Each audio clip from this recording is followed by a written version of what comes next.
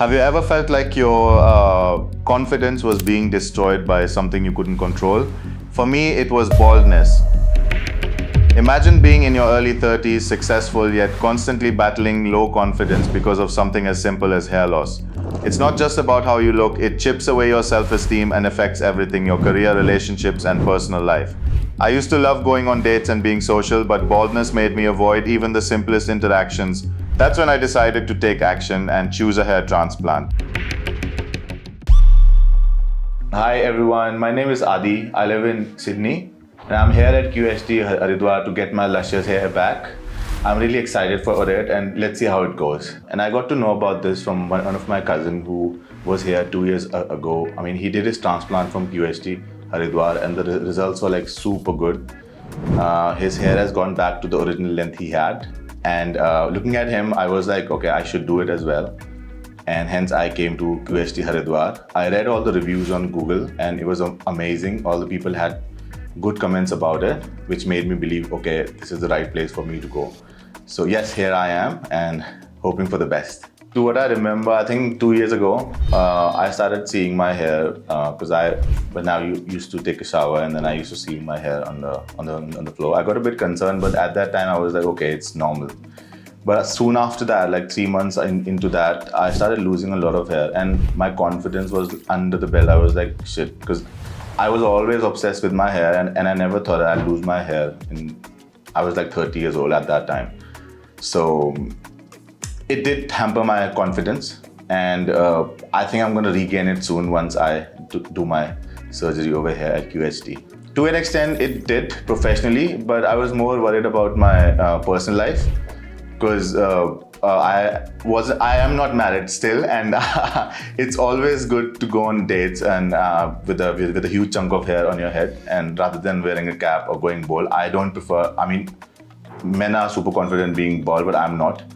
So yeah, it did hamper me in that way, and as I said, me being obsessed with my hair since I was like 5 years old, and me losing that hair was very much degrading my confidence. So yes, it did affect my personal and professional life as well. Being an Indian, yes, I did try a lot of remedies at home. I tried onions, rosemary oil, everything that my parents suggested, and nothing helped. To be honest, I was thinking that okay, this some sort of oil is going to help, but it was like actually degrading my hair fall. So I think I should have been here last year, but in the meantime, I was like, no, let me try at home first, and that didn't work out. So yes, I think it's better to get a hair transplant rather than trying the home remedies, sitting at home and not consulting proper dermatologists and people over here, right? Okay, so parents, they're not very much keen on me getting a hair transplant because as for them, Ayurveda and science doesn't go hand in hand. They're like, okay, this is something natural, you cannot grow it back. So it's probably a challenge for me to show to them that, okay, I can get my hair back as well. And probably they'll be happy in the end, but as of now, they don't really approve me getting a hair transplant. So yeah, I'm waiting for them to see the results in the next 3 to 6 months. I won't say it is genetics because no one in my family has lost hair. Because I live in Sydney, I think is the water over there, it didn't suit me. Also, some chunks of my lifestyle, because in Sydney, there's a huge culture of drinking beers every day. And I did participate in that in a big manner. But I think that is one of the reasons, and stress at work, because there was a lot of sleepless nights when I used to like just be up and keep working on AI and data and all that for the reports which has to be submitted the next day.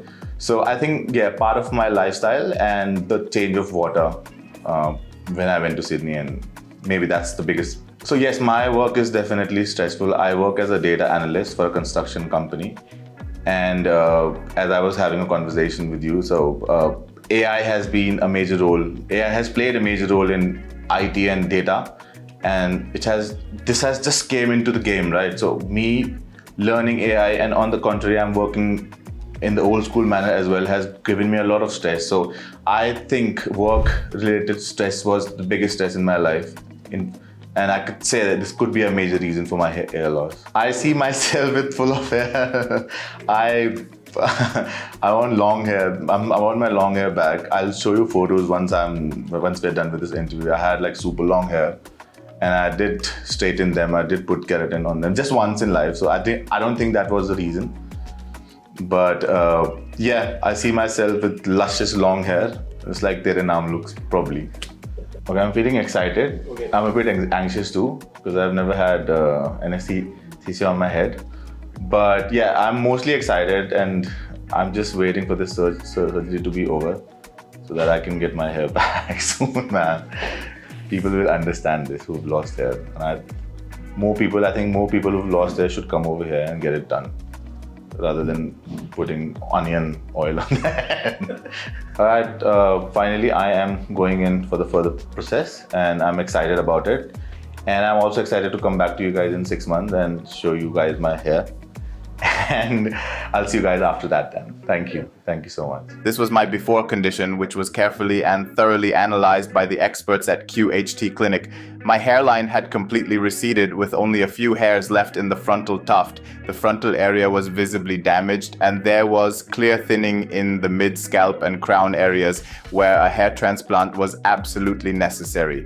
Thankfully, the doctors informed me that my donor area was strong, thick and healthy with good quality hair follicles. This played a very important and significant role in the success of my hair transplant journey. After the detailed scalp analysis, the QHT experts moved ahead with the next crucial step of hairline designing and slit creation.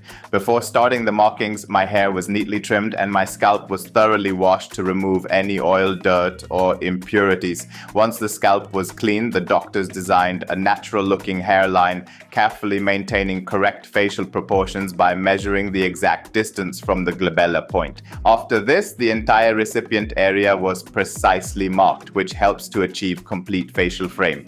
Once the marking was completed, the experts began creating slits on the scalp. These slits help decide the correct direction, angle, and placement of the grafts. The slits were created with great precision, making the graft implantation process smoother and helping achieve natural, dense, and aesthetically pleasing results. If you also want your perfect hairline back, then comment hairline. After the marking and slit creation were completed, the doctors began the graft implantation process on my scalp.